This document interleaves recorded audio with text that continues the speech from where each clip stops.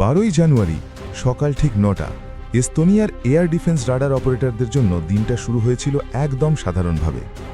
Baltic অঞ্চলের আকাশে প্রতিদিনের মধ্যেই কিছু বাণিজ্যিক কার্গো বিমান ওঠানামা করছে, কয়েকটি যাত্রীবাহী বিমান আর কিছু সামরিক ট্রেনিং বিমান উঠছে।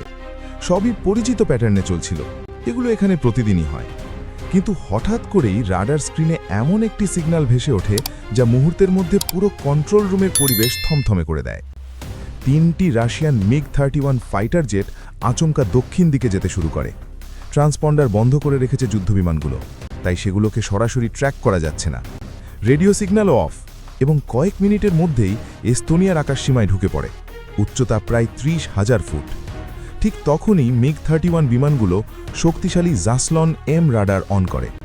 এই যুদ্ধবিমানের রাডার নিচে থাকা কয়েকশো কিলোমিটারের মধ্যে যে কোনো সামরিক নড়াচড়া ট্র্যাক করতে পারে, যে কোনো স্যাটেলাইট সিগন্যাল ডিকোড করতে পারে। এই বিমানগুলোর ওপর আসলে ন্যাটো অনেক আগে থেকেই নজর রাখছিল, কারণ এই অঞ্চলে ন্যাটোর এয়ার ডিফেন্স সিস্টেম এমনভাবে সাজানো যে রাশিয়ার যে কোনো সামরিক টেক অফ প্রায় সঙ্গে সঙ্গেই ধরা পড়ে। তারা ধরেই নিয়েছিল এটা ছিল একটি পরীক্ষা।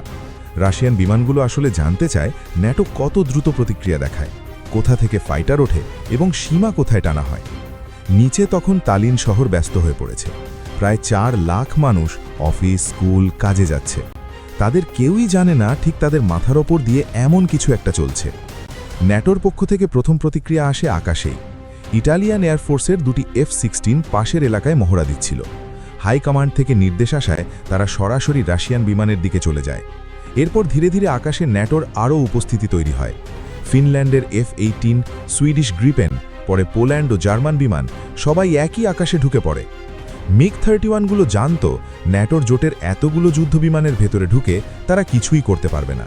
তারা এও জানত যে এখানে তাদের এক চুলও ছাড় দেওয়া হবে না। কিন্তু তারা ঘুরছিল, অবস্থান বদলাচ্ছিল এবং এমনভাবে উঠছিল যেন তারা ভয়ও পাচ্ছে না। কিন্তু আসল বার্তাটি আসে এর পরে।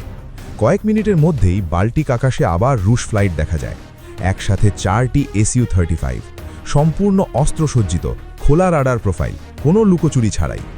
এই দৃশ্যটাই পুরো খেলাটা বদলে দেয়। Su-35 এমন একটি ফাইটার যেটিকে বিশ্বের সবচেয়ে ভয়ঙ্কর ফাইটার জেট বলা হয়।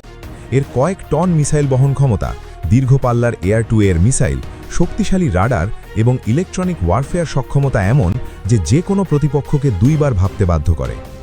একসাথে এতগুলো ভারী ফাইটার মানে শুধু উপস্থিতি নয়, এটি একটি স্পষ্ট বার্তা। এবার ন্যাটোর আকাশে আর আগের মতো তৎপরতা দেখা যায় না। কোনো দ্রুত প্রতিক্রিয়া নেই, প্রকাশ্যে কোনো চ্যালেঞ্জ নেই, কারণ সবাই জানে Su-35 এমন একটি প্ল্যাটফর্ম যার সঙ্গে ভুল বোঝাবুঝি মানে পরিস্থিতি কয়েক সেকেন্ডে হাতের বাইরে চলে যেতে পারে। এই নীরবতা দুর্বলতা নয়, এটি বাস্তবতা বোঝার প্রতিফলন। রাশিয়া সেদিন বোঝাতে চেয়েছিল এই আকাশে তারা শুধু অতিথি নয়, তারা হিসেবের অংশ। একবার যদি হিসেব শুধু হয় তবে সেটি আর হাতের নাগালে সীমাবদ্ধ থাকবে না। বাল্টিক অঞ্চলের আকাশে সেদিন কোনো গুলি ছড়া হয়নি, কোনো মিসাইল ছড়া হয়নি, কিন্তু শক্তির ভারসাম্য নতুন করে হিসেব করা হয়েছে। ন্যাটো জানে Su-35 কি করতে পারে, রাশিয়াও জানে ন্যাটো কি করতে পারে। আর ঠিক এই পারস্পরিক উপলব্ধিটাই সবকিছু শান্তভাবে মিটিয়ে দিয়েছে। কারণ রাশিয়া জানে কখনো কখনো আকাশে আধিপত্য দেখাতে যুদ্ধ লাগে না, শুধু উপস্থিতিই যথেষ্ট।